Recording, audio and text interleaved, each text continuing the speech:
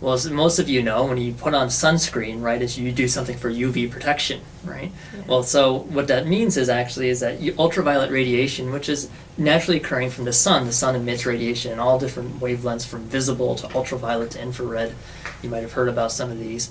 The ultraviolet radiation that does hit the Earth, a significant quantity of that is actually very damaging to cells, to biological cells.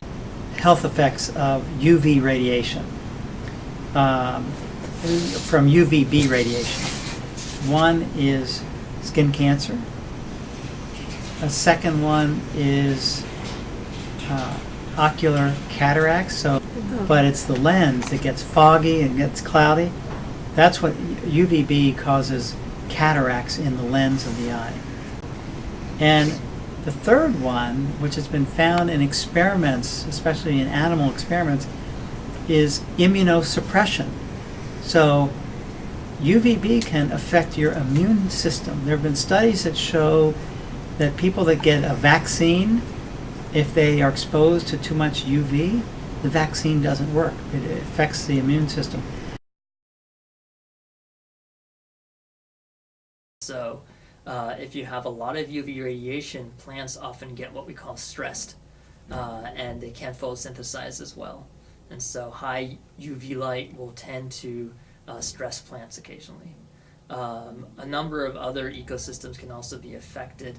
However, most of those are similar to what I just described. The ones in the ocean tend not to be affected because UV is strongly absorbed by water.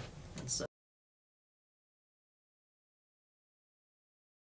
The main cause of ozone depletion is from chlorofluorocarbons, from CFCs that go up into the atmosphere, and when the chlorine molecules break down into chlorine atoms, they attack.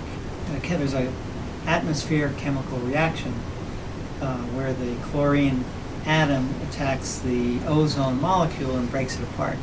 And these were invented primarily because of their inert properties. Because they don't react very well, and they have a very strong property of compressing and expanding, they make really good refrigerants and propellants. And so without these CFCs, or chlorofluorocarbons as we call them, we wouldn't have been able to invent things like refrigeration, fire extinguishers, styrofoam cups, all sorts of processes that rely on gases that are inert and that can expand or compress really well. The atmosphere is kind of like a bathtub, and we've been having all these CFCs flowing into the bathtub, like out of the spigot, and then their concentration in the atmosphere was rising and rising and rising and rising, like your bath. And now we've turned off the spigot. But you know, just when you turn off the spigot, your bathtub isn't all of a sudden empty. You have to wait until it slowly drains out. And that's what's happening to all these industrial chemicals.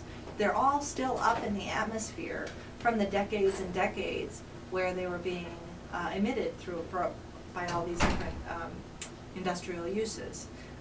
But they're slowly decreasing, just like you might have with a bathtub slowly draining with a small drain. Even though it still exists, it's still as big as it has ever been. It is still bigger than North America. In many ways, the ozone hole is actually an environmental success story, because the ozone hole was discovered in 1985, and 2 years later, in 1987, there was already a global treaty, the Montreal Protocol, that drastically reduced the emissions of these industrial chemicals that caused the problem. So I think that it's a great example of how science can identify a problem, and then scientists working with businesses and the public and government can actually solve the problem.